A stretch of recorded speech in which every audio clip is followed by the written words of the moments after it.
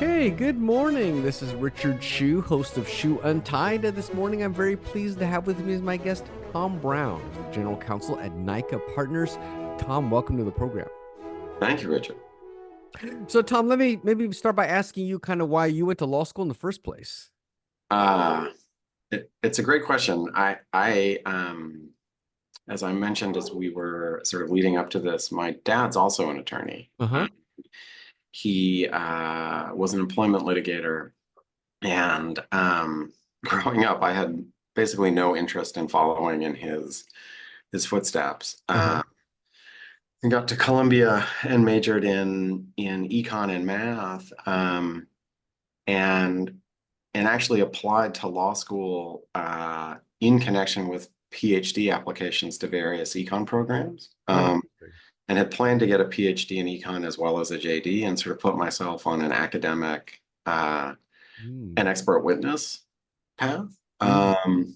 Uh, and a friend of mine, and applied to a number of joint degree programs, and was offered admission to quite a few places, and was pretty close to accepting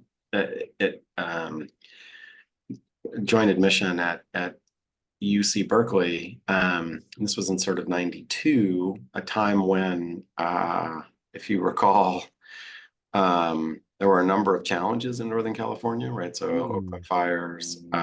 We had the Rodney King riots, if I recall correctly, that summer in Los Angeles. Mm.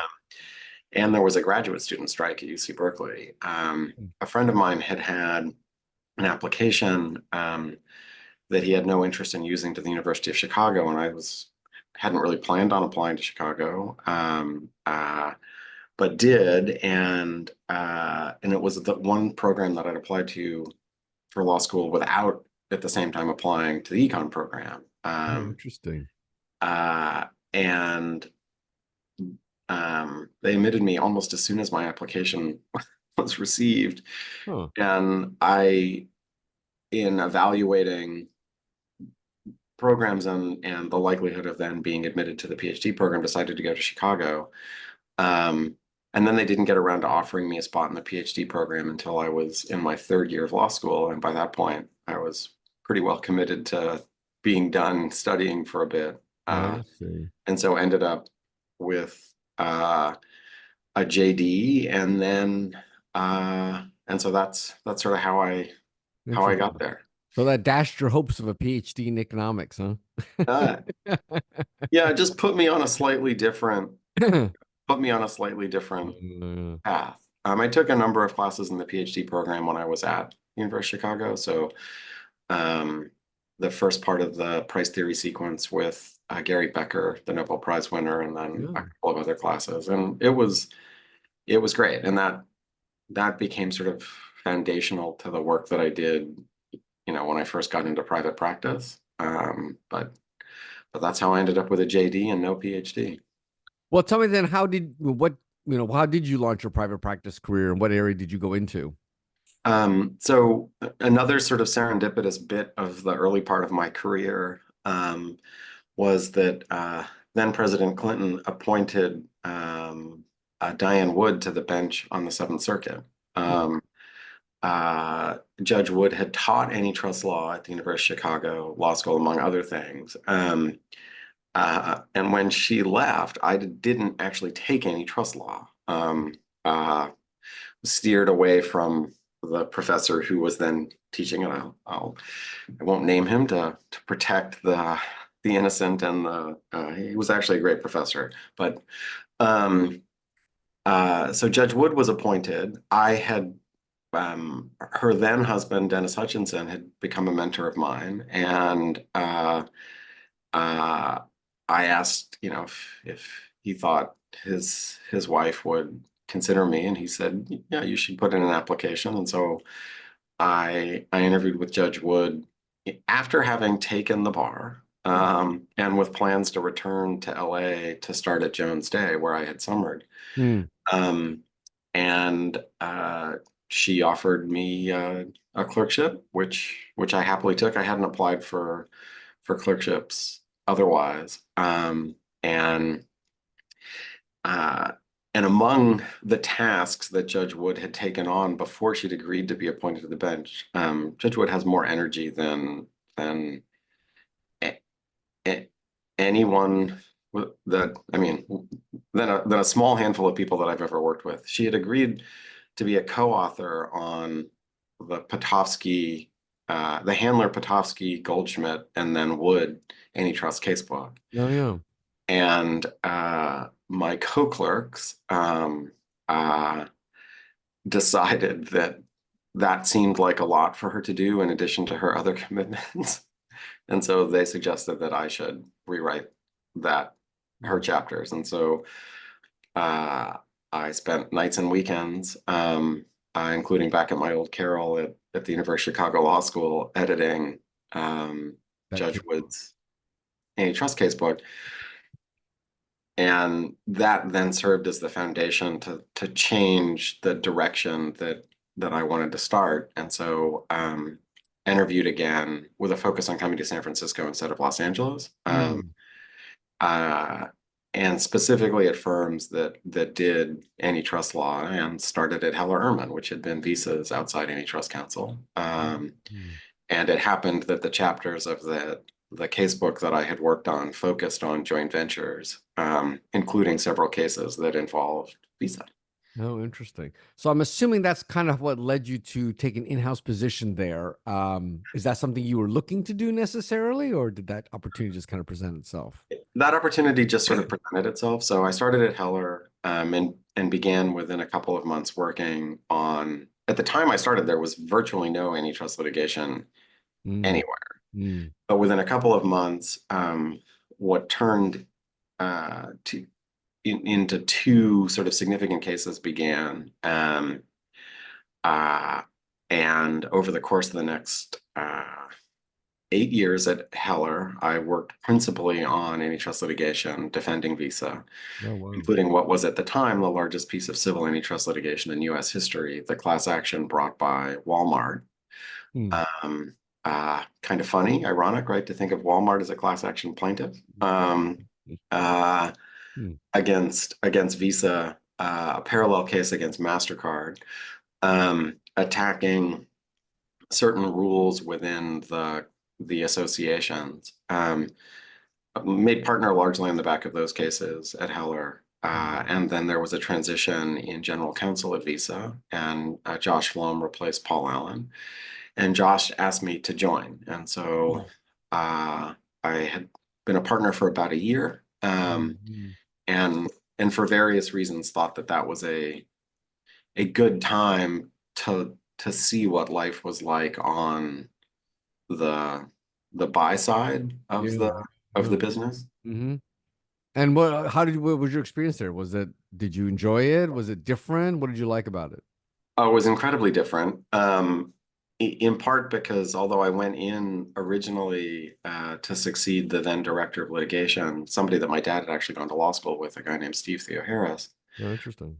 my job quickly pivoted. Um, I went into Visa, you know, knowing the business and knowing a number of the people quite well, and having uh, a set of expectations about how the outcome of the Walmart settlement and then the DOJ case, the US versus Visa case, would affect Visa's ability to sort of compete using the governance model and corporate structure that it had to that point. When I started at Visa in 2004, it basically had the corporate structure that you would use for a country club. It was a non-assessable membership corporation, Mm. and it was a nested set of associations, both in the U.S. and then internationally. And I believed that the U.S. versus Visa decision in the Second Circuit put the association at a competitive disadvantage to more traditionally organized businesses like American Express and Discover, Mm. um, and that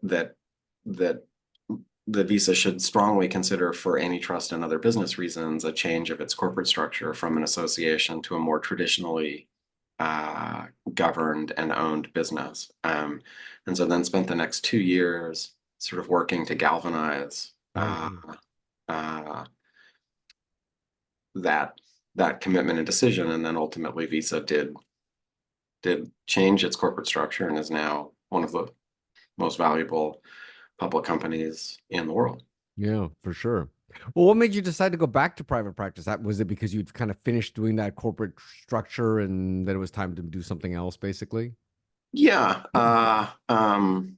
and learned a lot about myself and organizations over that period. One of which is, change is hard, Mm-hmm. and having run that course, believed that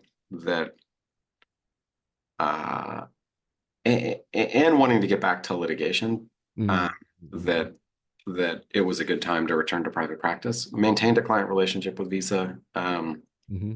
uh, but that decision was, in retrospect, incredibly fortuitous as a matter of timing, Hmm. uh, because sort of several things were happening, um, in parallel. So one was that both Visa and MasterCard had changed their corporate structures. MasterCard first, then Visa. MasterCard went public first, then Visa. Mm-hmm. Um, Second was the financial crisis.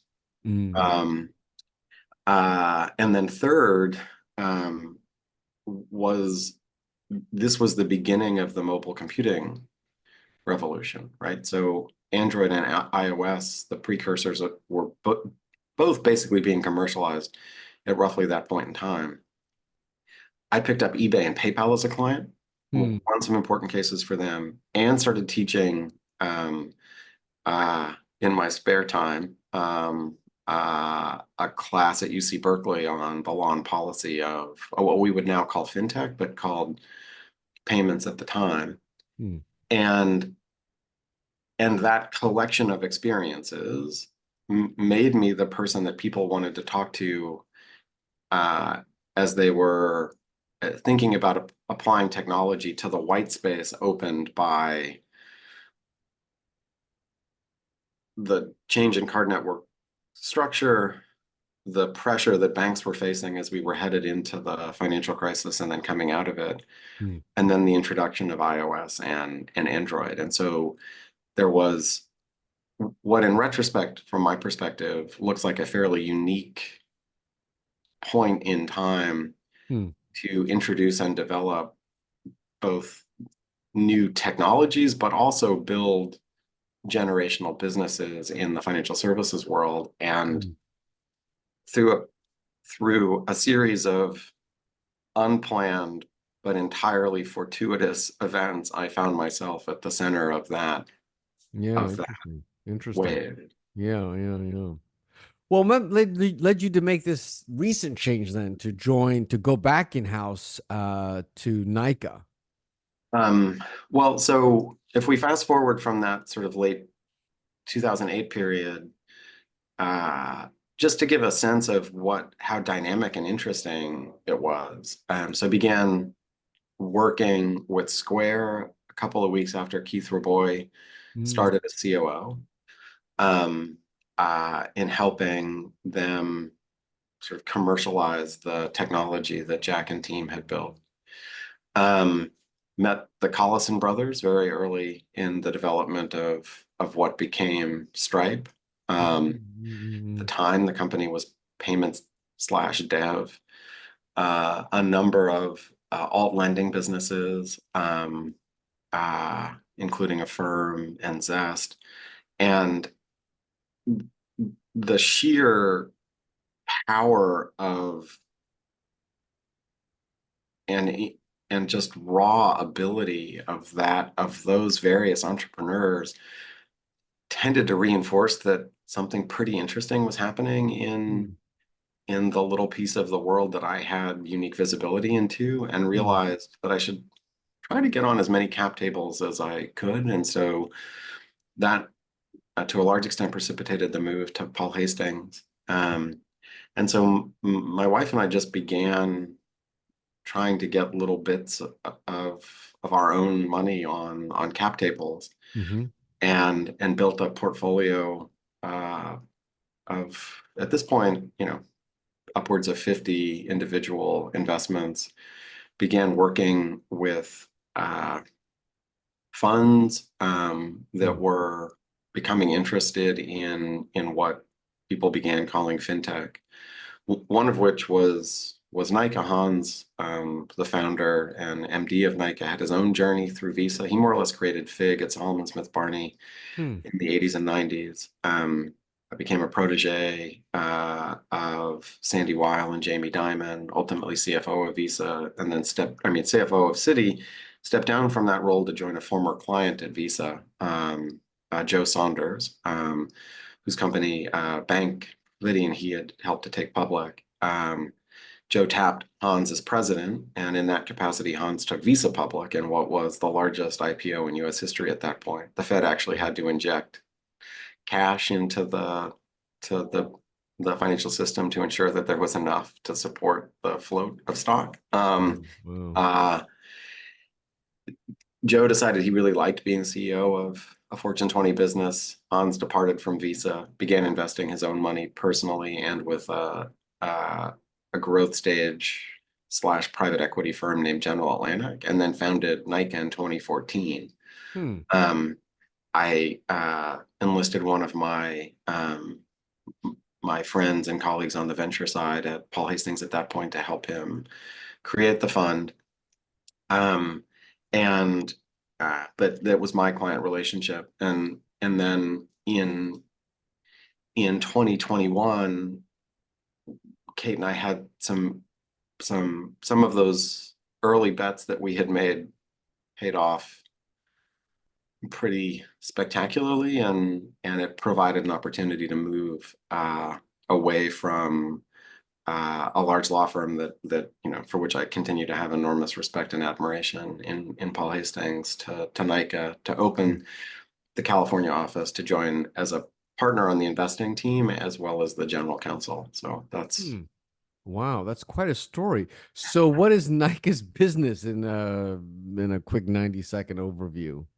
so Nyca is a fintech focused venture fund. We are primarily seed and A in terms of stage. Uh,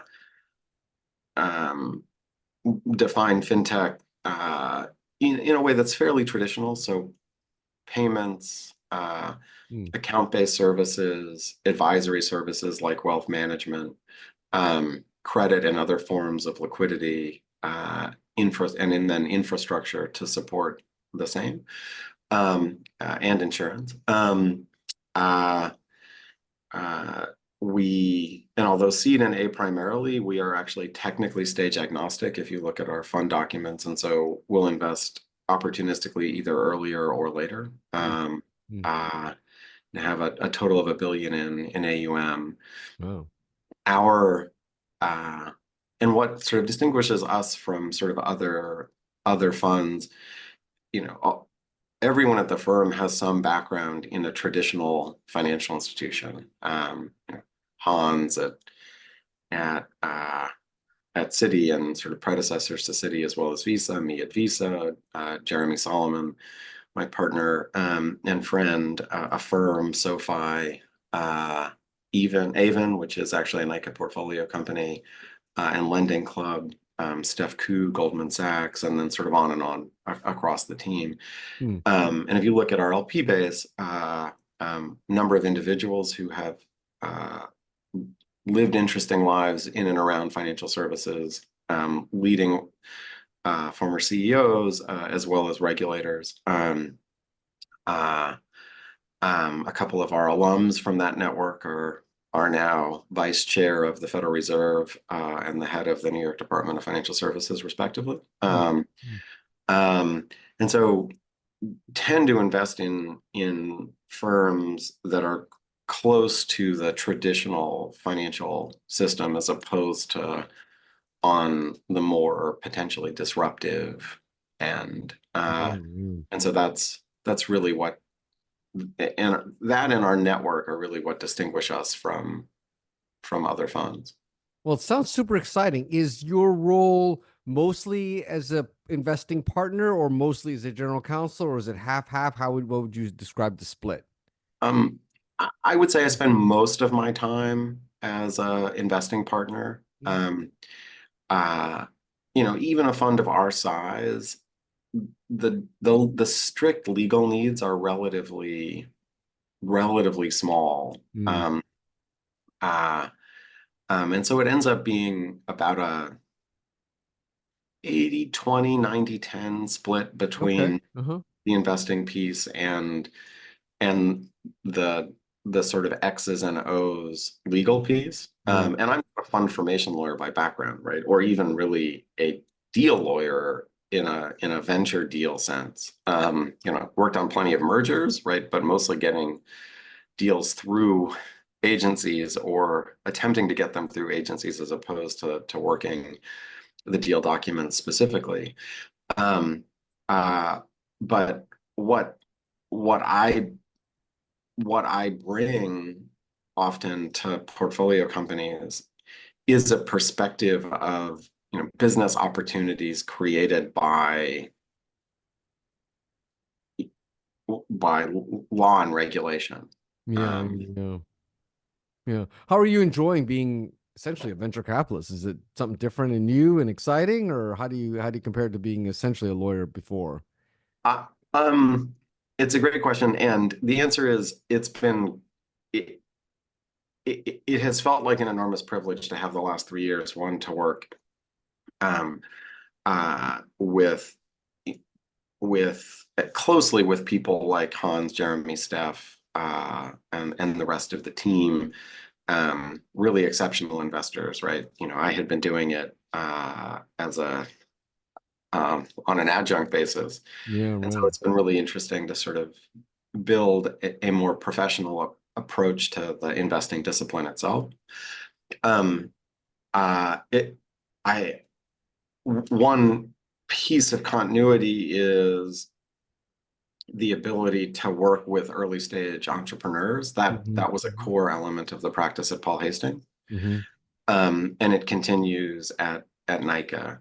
Um, uh, I that is, and in particularly in the sort of 0 to 1 stage, is a stage where I feel like I can offer them the most help. Just having had the opportunity to work with a, a number of businesses through that stage and sort of see the set of things that take an idea into a company. I mean, I remember visiting Stripe's offices off of uh, California Street in Palo Alto when it was 6 to 8 people, or the very early Square office where it was 14 or 15 people, or Chris Britt and Ryan King of Chime when it was just the two of them in a shared workspace off of Howard Street, if I recall. I think it was Howard and Fifth. And then to see where those companies are now, right? You do learn some things about what it takes. Eric Lyman and team at Ramp. I mean, just have had a lot of opportunities to sort of see what growth and success look like, and it's fun to take that and work with entrepreneurs who haven't necessarily had that same lived experience, and to do it in a way that is beyond just the legal discipline. Um, uh, what One thing I sort of wrestle with personally and professionally, is uh, as much of a grind as big law is, and it is definitely a grind. There is an activity level that is pretty fun. Yeah, yeah, And you don't necessarily get that uh, at a venture fund. And that's, mostly for good reason, right? yeah, Like, yeah, yeah, yeah, uh, you don't need everything to be a daily crisis in the way that it is when you're, running a practice of the size that I ran at Paul Hastings. But there are times when you sort of miss that. So, but it's been a blast. yeah, yeah. Well, Tom, this has been a fascinating conversation. I really appreciate your taking that time. Congratulations on your transition from lawyer to venture capitalist. If you decide to ever complete that PhD, you'll have to come back and tell me about it. I will. Thank you so much, Richard, for inviting me, and I really appreciate the time. This is Richard Hsu and Tom Brown. Thanks.